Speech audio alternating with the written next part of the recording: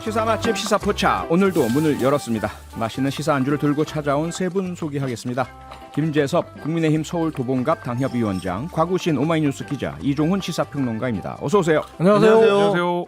네, 새로운 소식이 들려왔네요. 김재섭 위원장께서 한 예능 프로에서 팔씨름을 하고 오셨다고요?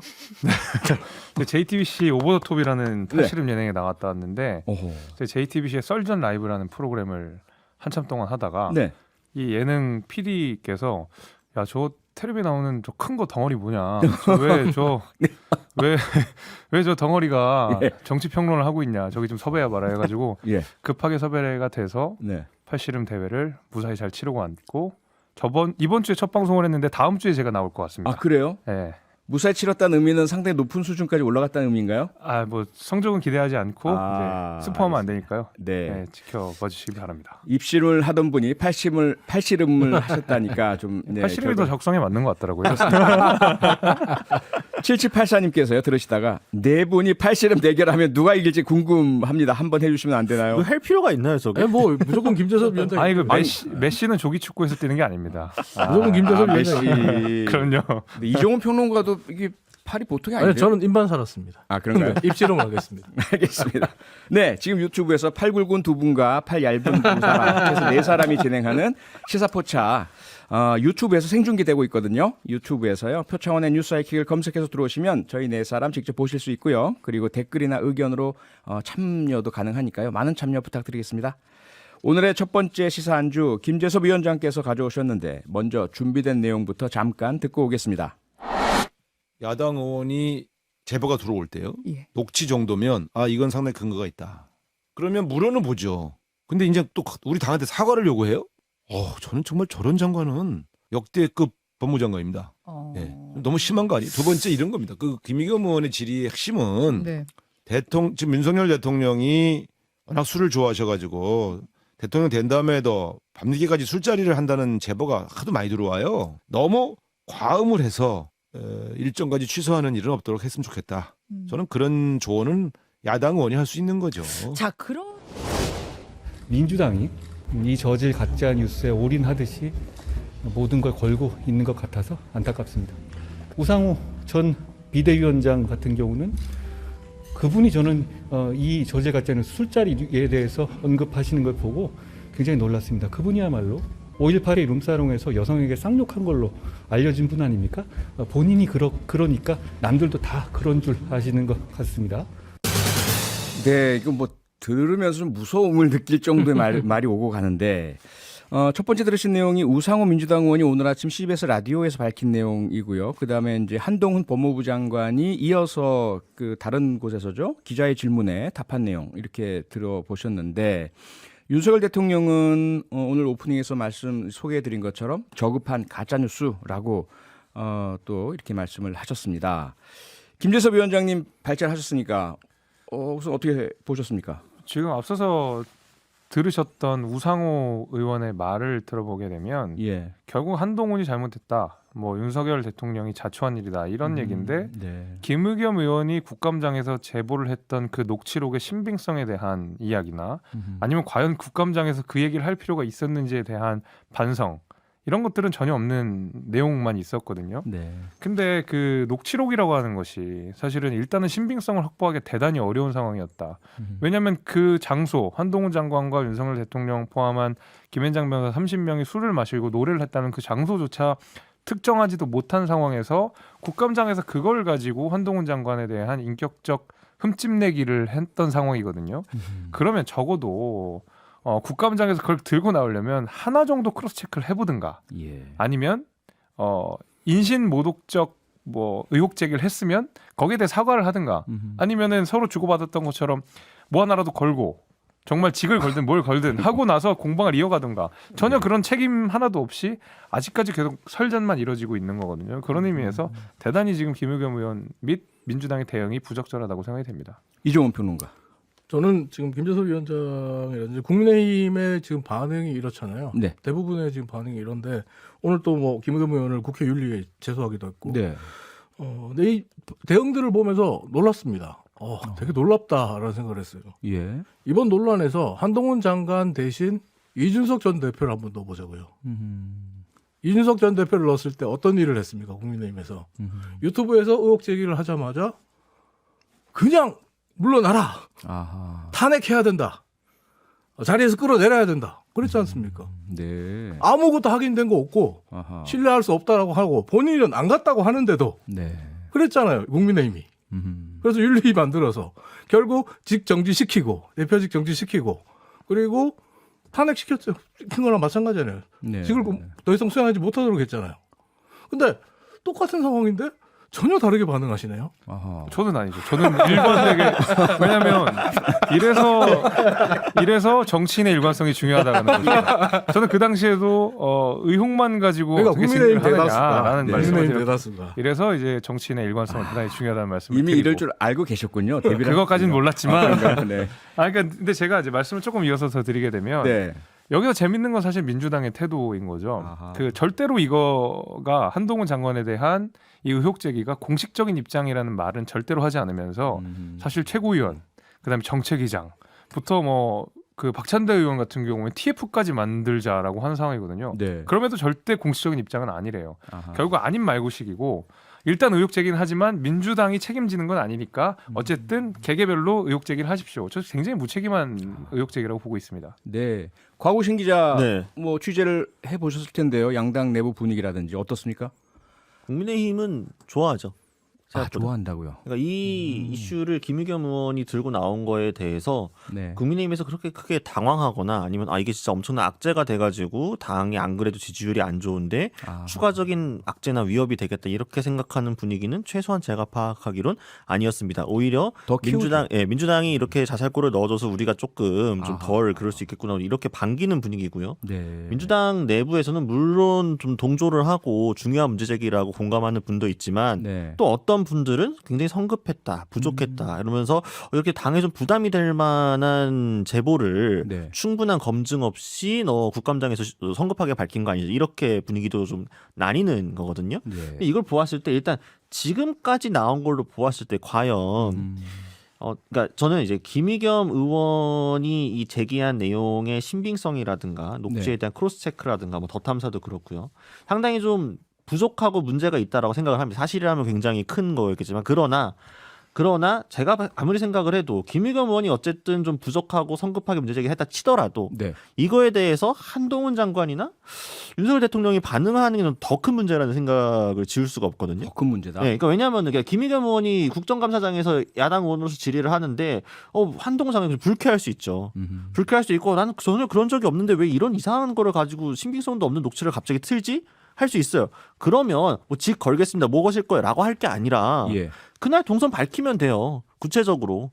가짜 뉴스를 상대하는 가장 좋은 방법은 진실과 팩트를 밝히면 되는 겁니다. 이걸 저급한 가짜 뉴스라고 규정을 먼저 짓고 막 비난하는 것이 아니라 아하. 대통령은 그 시절에 어땠다. 음흠. 간단한 출입 기록이나 차량 동선 정도는 공개할 수 있잖아요. 아주 안보에 그러니까 보안에 시급한 게 아니라고 하면은 장관과 대통령실이 적극적으로 나서가지고 해명을 하고 야당이 유감 정도만 표명하면 될 것을 네. 옳았구나 해가지고 야당이 지금 자살골 똥볼 찼으니까 우리가 지금 확 이걸 해야지 해서 더 적극적으로 달려들고 물어뜯는 모습이 저는 오히려 국민의힘이 이걸 더 정쟁화를 하고 싶어 한다. 아. 논평도 지금 훨씬 국민의힘이 많이 내고 있어 이거 돼가지고 네. 오히려 이거를 역으로 뭔가 이 국면 전환에 이용하려고 하는 것 같아가지고 이제 부적절하다 이렇게 생각을 합니다. 네. 김재섭 위원장님. 근데 이게 예를 들면 정말 문제가 되는 사실이거나 아니면 하다못해 최소한의 사실관계가 확인된 상태에서 질의가 됐고 이것이 국정 운영에 상당한 문제를 일으킬 만한 사안이라 그랬으면 거기에 대한 의혹 제기에 대해서 대통령이 동선을 밝힐 의무가 있겠지만은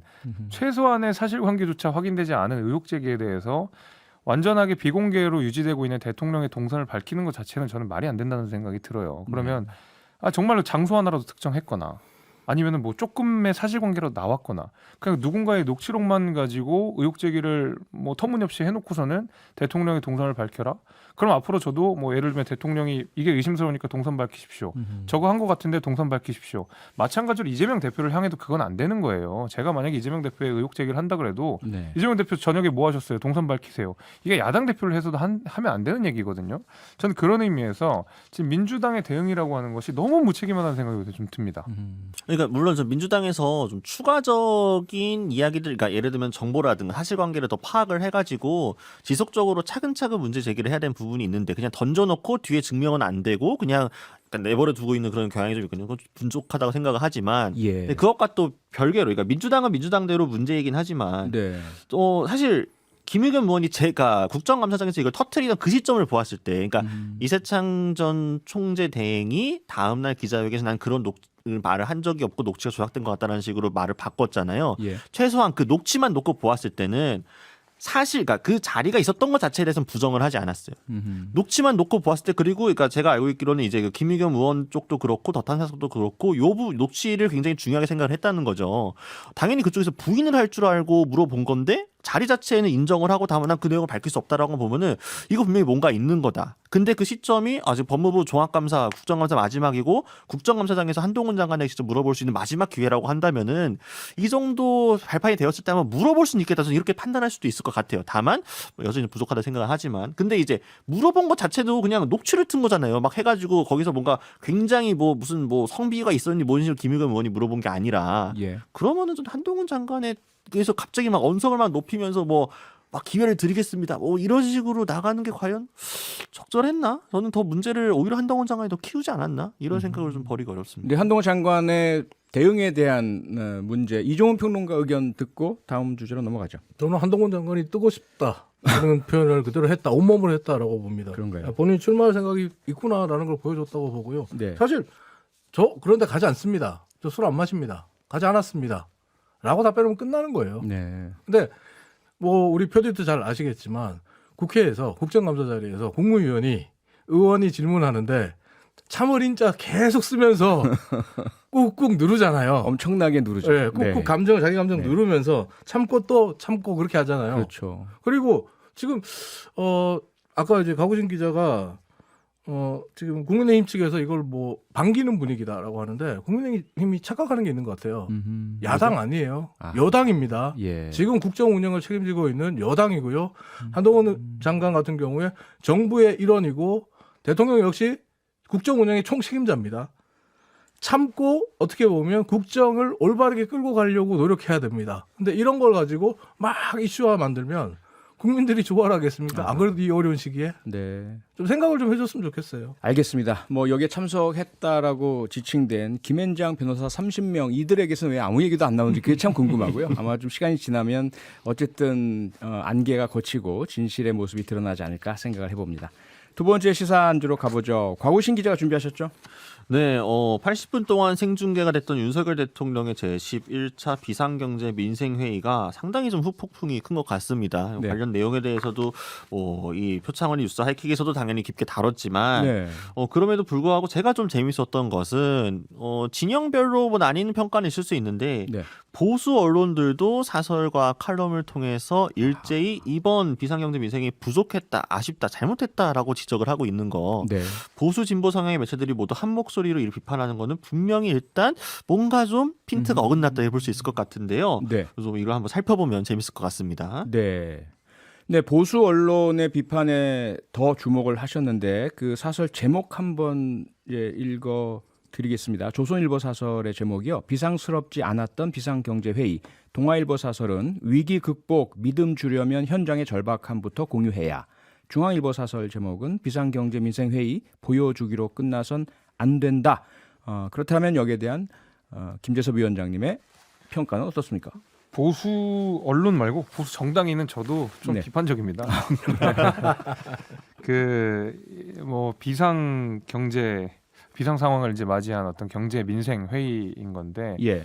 그에 걸맞는 모습은 뭐 못 보여주신 것 같아요. 그러니까 왜냐하면 제가 이제 좀 안타까웠던 것은 이게 이제 약간 각 부처 장관들이 이제 나와서 문제를 나열하는 방식, 약간 보고하는 방식처럼 들렸거든요. 제가 그러게요. 어떤 회의라든지 치열한 어떤 사안에 대해서 치열한 논증이 있다든지, 특히 국민들이 관심 있어하는 몇 가지 뭐 물가 문제라든지 뭐 네. 부동산이라든지 여기에 대해서 각 부처 간에 협조를 구하고 뭐 대통령이 거기서 뭐 경청을 하고 또 질문을 하고 이렇게 뭔가 티키타카식으로 한 주제를 쭉 수렴해서 가져가는 느낌보다는 네. 각 부처가 안고 있는 문제들을 보고하는 방식, 거기에 카메라가 들어간 방식 이렇게 되다 보니까 좀 밋밋했던 것 같아요. 그래서 저도 이게 뭔가 국민들한테 신뢰를 주기 위해서 우리 정부가 잘 대응하고 있습니다. 앞으로 걱정하지 마십시오라는 것이 사실 이 회의의 목적이었잖아요. 네. 그 목적을 얼마큼 달성했느냐라고 보면 저도 거기에 대해서는 뭐 많이 부족했다고 생각이 됩니다. 네. 이종원 평론가는요?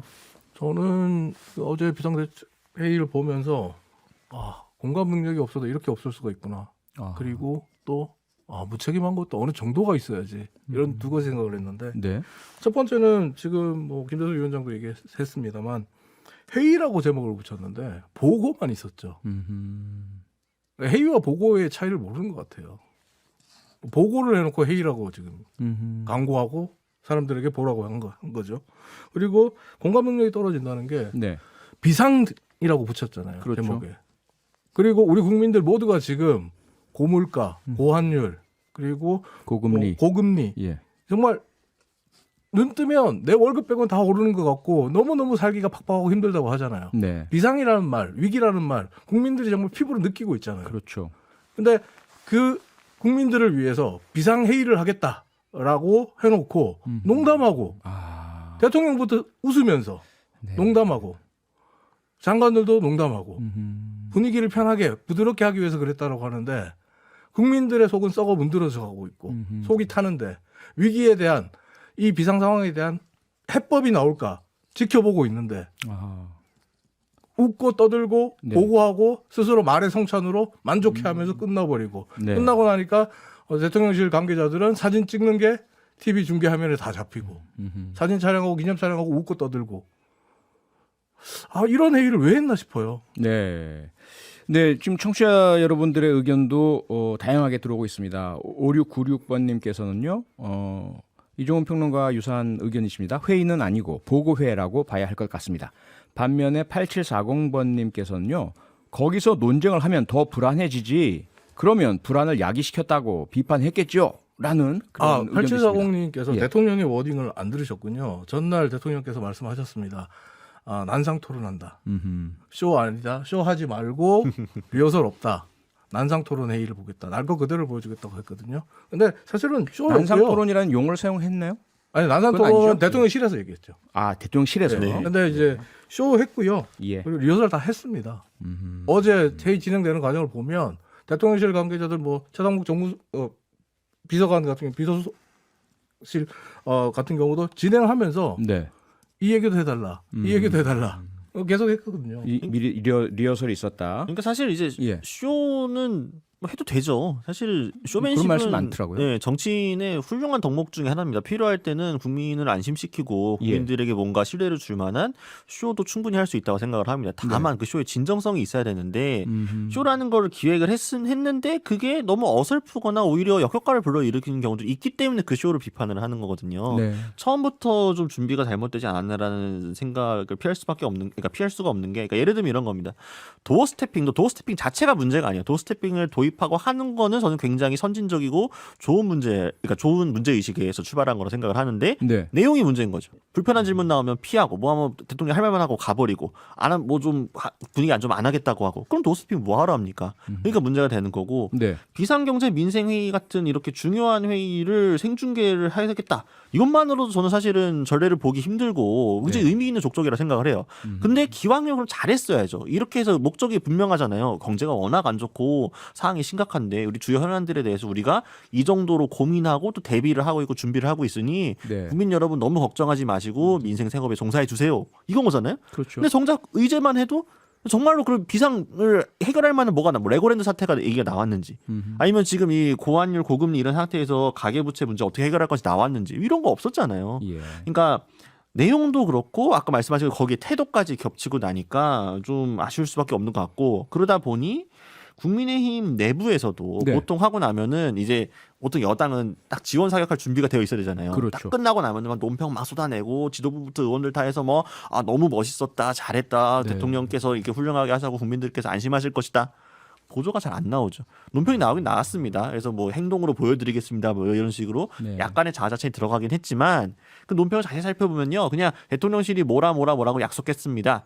저희도 잘할게요. 요런 정도지. 소극적이다. 별로- 예. 그러니까 상당히. 내부적으로도 사실 이렇게 되면 우리도 보조를 맞추기가 쉽지 않은데 같은 억울함이 나오는 거죠. 그러니까 저희도 사실 기자들 대기하고 있었거든요. 딱 끝나면은 여당 반응 엄청 나오겠지. 네네. 페이스북 많이 나오겠지. 기다리고 있었는데 유승민 전 의원만 전략도 없고 뭐 의제도 그리고 없고. 김재섭 위원장하고요. 네, 저희도 광고 듣고 바로 돌아오겠습니다. 네, 금요일의 시사 맛집 시사포차 김재섭 위원장, 과구신 기자, 이종훈 평론가 세 분과 함께 이어가고 있고요. 제11차 비상경제 민생회의 주로 이제 방식에 대한 문제 비판 주로 짚어봤는데요. 내용 얘기도 좀 해야 되잖아요. 근데 내용 전문가들 이야기 중에 보면 근로시간 문제라든지 부동산 대출 규제, 또 지역 규제 완화, 주로 규제 완화 차원의 방점이 있는 것 같다라는 그 의견들이 많던데 과구신 기자 어떻게 정리하세요? 그러니까 방금 말씀드렸던 거가 연결되는 것 같은데요. 그러니까 예. 지금 우리 경제가 비상 상황이라는 거는 모두가 이해를 하실 건데 그 비상 상황을 만든 이유가 뭐냐, 원인이 뭐냐. 그게 지금 과도한 규제 때문에 우리 경제가 뭐 경색되어 있다거나 뭐 실물 경제가 지금 노동 시간이 부족해가지고 더 일을 해야 되는데 뭔가 지금 뭐 이 자원을 못 만들고 있다라는 이런 문제거나 혹은 부동산이 지금 막 너무 침체된 건 사실이죠. 침체돼가지고 지금 막 경제가 위태위태해서 막 버블 꺼져갖고 무너질 거 이런 상황이 아닌 거잖아요. 네. 지금 우리 경제가 위기 상황에 초래된 거는 이제 강원도의 문제도 있지만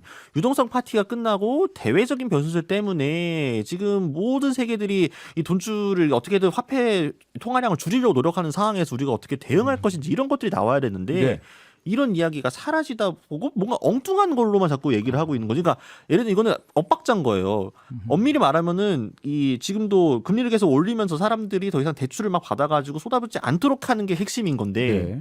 대출을 더 쉽게 해주고 LTV 완화하고 뭐 해가지고 집도 사게 해드릴게요라고 하는 게 과연 지금 정부의 정책 기조하고 맞는 건지 저는 근본적으로 회의가 들고요. 네. 역시 52시간 문제도 마찬가지입니다. 지금 52시간제 완화 안 하겠다고 여러 번 메시지가 나갔었는데 이제 와서 0세 30인 미만 같은 경우에는 좀 8시간 추가로 더 풀어드리겠습니다. 그럼 우리 경제 지금 살아납니까?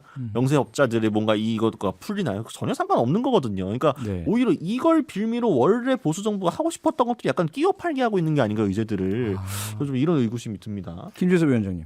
저는 근데 이렇게 뭐 과구신 기자님 말씀하시는 거에 동의하기 좀 어렵고, 네. 그러니까 물론 근본적인 진단에 대해서 미흡했다라는 데서는 제가 동의를 합니다. 왜냐하면 뭐 비상이라는 말을 걸었기 때문에 그에 걸맞는 어떤 근본적인 이야기들이 오고 갔었으면 더 좋았을 텐데, 사실 1회에 걸쳐서 딱 한 번 한 거를 가지고 모든 경제적인 이슈들을 다 다루기는 어려울 거고, 말씀하신 내용 예를 들면 뭐 부동산 대출 규제 완화라든지 아니면 뭐 노동시간 뭐 이런 문제들은 사실은 당장 할 수 있는, 좀 지엽적이지만 당장 할 수 있는, 그리고 보수정당 차원에서 할 수 있는, 그 시기적으로 지금밖에는 할 수 없는, 역설적으로 네. 저는 그런 문제라고 생각하거든요. 예를 들어 부동산 대출 규제 완화 같은 경우에도 오히려 집값이 하락하고 있는 국면에서 부동산 투기가 굉장히 지금 침체가 쭉 꺼진 상황에서 오히려 풀어줘야 약간 그 침체를 막아낼 수 있다. 하방 강직성을 좀 막아낼 수 있다. 이런 어떤 정책적 고려들도 저는 있었다고 봐요. 그래서 무조건 어저께 네. 나왔던 내용 자체가 다 마음에 안 드는 건 아니고, 그래서 결과적으로 지지율 향상이라든지 민심을 달래는데 효과가 있으리라 보세요. 그러니까 조금 제가 말씀드린 대로 지엽적인 문제였기 때문에, 그러니까 근본적인 문제는 아니었기 때문에 네. 확 상승은 어렵겠지만 이런 것들이 자주 반복이 되고, 이번에 많은 언론사나 뭐 또 야당이나 기자분들께서도 비판을 하잖아요. 그러면 그다음 2회 때는 조금 다른 모습을 보여줄 지금 거고, 11회예요. 이런 것이 그러니까 생중계 두 번째 말씀하시는 생중계 두 번째를 할 12회, 때는 생중계 2회. 조금 다른 모습들을 보여줄 수 있다라고 생각이 되고, 이런 노력하는 모습 자체가 저는 그래도 국민들한테 가닿는 부분이 분명히 있을 거라고 생각이 됩니다. 노력 자체가. 네. 이종훈 평론가님 좀 짧게 주실까요? 저는 보면서 내용들 쭉 들으면서 큰일 났다라는 생각했습니다. 큰일 났다. 네. 이게 지금 아까 말씀드린 대로 11회째 예. 경제 민생 회의잖아요. 비상 경제 민생 회의입니다. 네. 근데 평소에도 지난 10회도 저렇게 회의했나라는 생각이 들었어요. 아하. 이게 무슨 말이냐면 이번 생중계를 앞두고 대통령실에서 밝힌 바에 따르면 대통령이 모든 장관들에게 강력하게 요구했다는 겁니다. 국민들 앞에 내놓을 속 시원한 구체적인 해법을 하나씩 꼭 들고 와라. 네. 반드시 들고 와라. 아하. 라고 주문했다는 거예요. 예. 근데 들고 온 해법들이 어제 보신 그대로입니다. 국민들이 느끼는 위기를 해결할 수 있는 해법을 장관들이 다 들고 오라고 했는데 네. 장관들이 들고 온 해법은 가보신 기자 김재섭 위원장이 얘기한 대로 근본적인 문제를 전혀 건드리지도 못하는 지엽적인 이야기를 갖고 왔습니다. 그래서 더 걱정이다. 네. 네. 마지막 시사 안주는 이종훈 평론가께서 준비하셨죠? 어떤 뉴스입니까? 네, 제가 준비한 뉴스는 지난 25일 오전 8시 15분경에 외국인 유학생이 몰던 차량에 등교하던 초등학생 4명이 사고를 당하는 예. 일이 있었습니다. 네. 굉장히 안타까운 일이었는데 이 초등학생 4명은 아동 양육시설인 향림원에 있는 학생들이었고요. 그렇죠. 그중에 이제 다행히 2명은 뭐 지금 퇴원을 했는데 예. 아직 2명은 퇴원을 하지 못한 상황이에요. 한 명은 뭐 중환자실에 있다고 이야기를 합니다. 근데 이것이 이제 그 지금 인터넷이나 뭐 SNS를 찾아보시면 영상이 있는데 네. 차에 치여서 넘어져 있던 어린 학생 한 명이 네. 벌떡 일어나서 친구한테 달려요. 쓰러져 있는 친구한테 달려가려고 하다가 또 쓰러져요. 아이고. 중심을 못 잡고 그런 그러니까요. 모습이 나왔는데 이게 어제 그 국내 최대 자동차 커뮤니티인 보배드림에서 네. 이 이야기가 언급이 됐습니다. 한 누리꾼이 이 글을 쓰면서 네. 조그만 소액이나마 후원하고 싶다. 예, 예. 여러분들도 같이 동참해 줬으면 좋겠다라는 글을 올렸어요. 네. 이후에 어제 하루 동안 보배드림에서 제가 확인한 글만 후원했다라고 확인한 글만 후원했다고 쓴 글만 1000여 개가 넘었습니다. 네. 그 몰려드는 성금에 지금 그 향림문 측은 더 이상 의료비를 보내주시지 않아도 된다. 의료 지원비를 보내주지 않아도 된다라고 지금 이야기를 하고 있는데 그럼에도 불구하고 지금 이제는 뭐 클리앙이라든지 다른 지금 온라인 커뮤니티까지 이 아름다운 선한 영향력이 번지면서 네. 아직은 우리 세상이 살만하구나라는 따뜻함을 느꼈습니다. 그러니까 맨날 삭막한 얘기하다가 그런 얘기 들으니 좋네요. 제발 여당에서 좀 이런 좋은 얘기 좀 만들어봐요. 마음이 좀 훈훈해지죠. 저는 이제 파보면 미담만 있는 사람이지만 여하튼 물론 여당 아직까지 전체로 아이들 번지도록 네. 그 완쾌가 안 돼서 네, 네. 걱정이긴 그렇죠. 합니다. 네. 빨리 완쾌됐으면 좋겠고요. 사실 아름다운 이야기이죠. 근데 네. 이제 그 사실은 이렇게 후원금이 모이기 전에 네. 향림원이 이런 걸 걱정하지 않도록 제도적인 안전장치가 마련되어 있었으면은 훨씬 더 좋았겠죠. 사실 예를 들면은 지금도 지방자치단체들별로 뭐 재해나 이런 것들이 발생했을 때 이제 단체보험, 사회보험을 통해 가지고 좀 지원하는 경우들이 있잖아요. 네. 이런 경우들이 지금 사실 좀 케이스가 좀 국한되어 있는 게 있거든요. 그러면은 특히나 이제 미성년 아동을 대상으로 한 부분에 그러니까 자립해서 이렇게 뭔가 구제할 수 있는 능력이 부족한 시민들에 대해서는 한시적인 그러니까 한정적 계층에 한해서라도 네. 확대해가지고 좀 이걸 민간보험이나 이런 데가 해결하는 게 아니라 국가가 여러분 혹시나 다치시더라도 걱정하지 말고 치료받을 수 있게 해드리겠습니다. 이런 걸 대통령실에 탁 나오면 얼마나 좋겠습니까? 예, 여당이나 이런 예, 데서. 김재섭 위원장님, 네. 그 우선은 뭐 운전자가 외국인 유학생이라서 졸음운전 이 문제도 있지만은 책임보험밖에 가입이 안 돼 있기 때문에 종합보험 가입을 안 해서 이렇게 후원에 의존해야 되는 상황이 됐고요. 이런 문제 때문에 아마 지금 지자체 그 시민 안전보험 이야기를 한 것 같습니다. 그러니까 제가 알기로도 한 3천만 원인가까지밖에 3천만 원 한도였어요. 그걸 한도여가지고 뭐 예. 치료비로는 턱없이 부족하다고 알려져 있는데 네. 근데 이런 공백을 없애는 게 이제 정치 역할인 거라고 생각해요. 이제 뭐 제도 개선도 굉장히 많이 필요하고 이렇게 뭐 외국인이 와서 친 경우 심지어 보험도 들었는데 3천만 원밖에 안 된 경우 풀어야 될 게 꼭지가 많잖아요. 그렇죠. 이런 부분에야말로 우리가 여야가 좀 머리를 맞댔으면 좋겠다. 뭐 이렇게 말씀드리겠습니다. 그랬으면 좋겠습니다. 기라 행복해라 님께서요. 따뜻한 얘기 좀 자주 듣고 싶네요. 안타깝지만요. 네, 우리 아이들 꼭 그 빨리 완쾌되기를 다시 한번 기원하겠습니다. 그리고 후원해 주신 분들 정말 감사합니다. 따뜻한 온정. 네, 시사포차 오늘은 여기서 문을 닫겠습니다. 지금까지 김재섭 위원장, 이종훈 평론가, 곽우신 기자였습니다. 세 분 고맙습니다. 감사합니다. 평일 저녁 6시 5분에 여러분을 찾아갑니다. MBC 라디오 표창원의 뉴스 하이킥.